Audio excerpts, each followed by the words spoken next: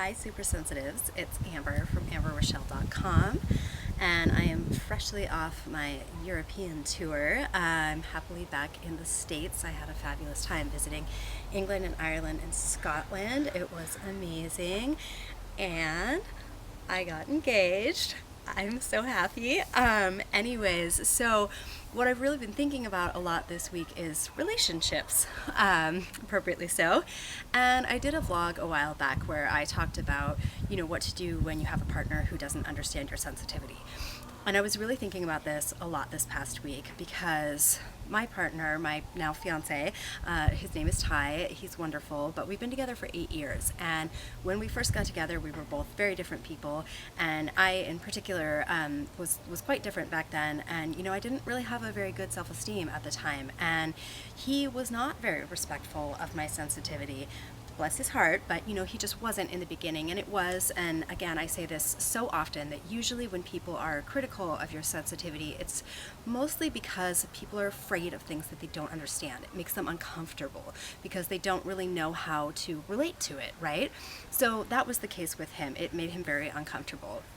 But as time went on and our relationship progressed and we both grew and grew and grew together, he really started to make an effort to see things through my eyes, to see things, or rather to let me explain to him what it's like to experience life through the lens of being a highly sensitive person, being an HSP.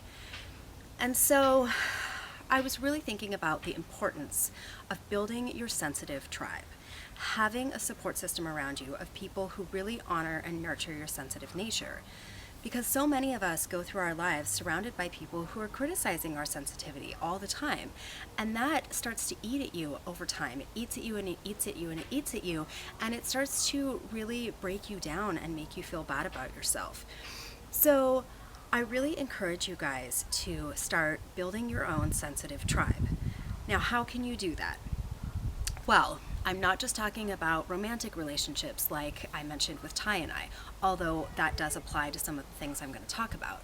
But I'm really talking about relationships in general, whether it's family or friends or a romantic partner.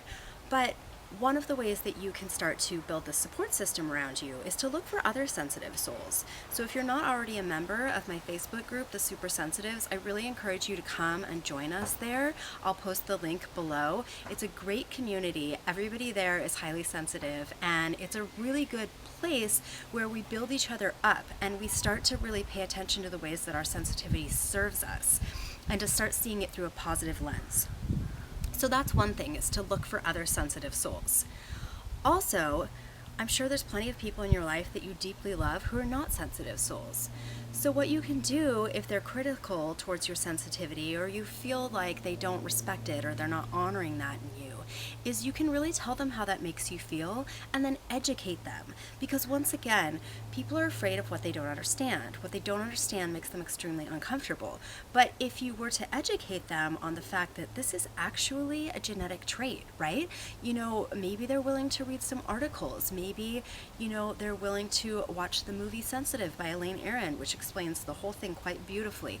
Whatever it is that you can use as a vehicle to teach them that this is how life is for you. This is how you experience the world, and that's going to help them to have a deeper understanding of why you might react the way that you do sometimes, why your emotions seem to be bigger than other people's, why you need more self-care, why you need more process time, more downtime.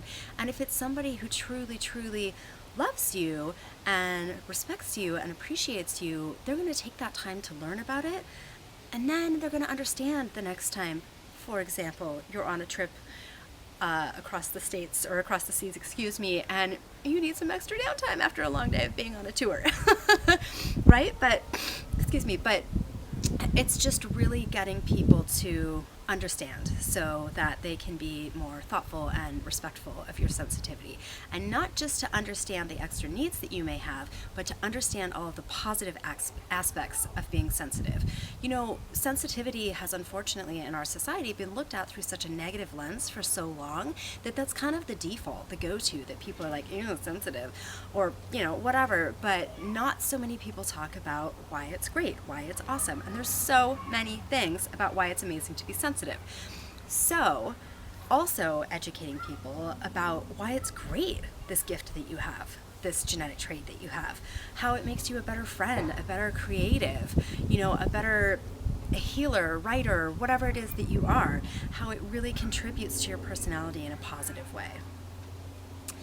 So the other thing that I realized this week in talking with some of the people in my sensitives group on Facebook and just kind of doing some introspection about this is that not everybody is fortunate enough to have people in their immediate circle that are willing to do the work to get to know about their sensitivity.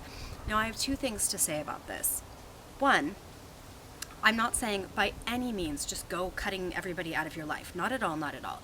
But I would just invite you to start to question, if you have a relationship with someone and you've tried to get them to understand your sensitivity and you've told them how it makes you feel when they criticize it or they disrespect it, and you've told them this on multiple occasions and they're still not willing to make an effort, even a small effort, at that point you may want to ask yourself, what am I getting out of this relationship? What is this person telling me by disrespecting something that I've been asking for and trying to get them to understand time and time again? So I'm really just asking you to look at that. Just start to look at the quality of your relationships and, see how people are showing up for you. The other thing is that if you're having a difficult time finding people in your immediate circle, then start to look online, whether it's my Facebook group or another Facebook group, whatever. Go online, look for communities, because the internet is a big, big place. And, a lot of it's crazy and weird, but a lot of it's really fantastic. And I think the thing that's the best about the internet is its ability to connect us with other people that we couldn't otherwise connect with. I now have friends from all over the world, and I never would have thought that that would have been possible. But go online, start to look for these communities, look for other sensitive souls, just look for new friends online, right? And when you start to make friends with people online, take it off the computer. You can do phone calls, you can do Skypes, you can start to get your support that way. And my final tip for building your sensitive tribe is this. The more that you honor and respect your own sensitivity, and the more that you look for the positive in it, the more you're going to attract other people to you that will do the same. It's the law of attraction. If people sense in you that this is something that you're ashamed of, that this is something that you think is a flaw, then they're probably going to treat it the same way in you. But if somebody says to you, gosh, you're so sensitive, and you say, I know, thanks, right? See the difference there? So it's really owning it and starting to work on setting your life up in a way that honors it and, stop criticizing yourself for it.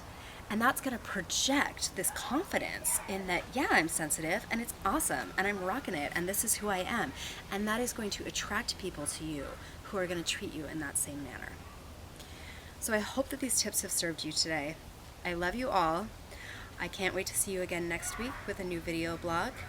Please come find me on Facebook. I'd love to hear how things are going for you. Let me know if you have an idea for a vlog topic that I haven't covered yet. And again, I invite you to join me in my Super Sensitives group on Facebook. All right, everyone, have a fantastic evening. Goodbye.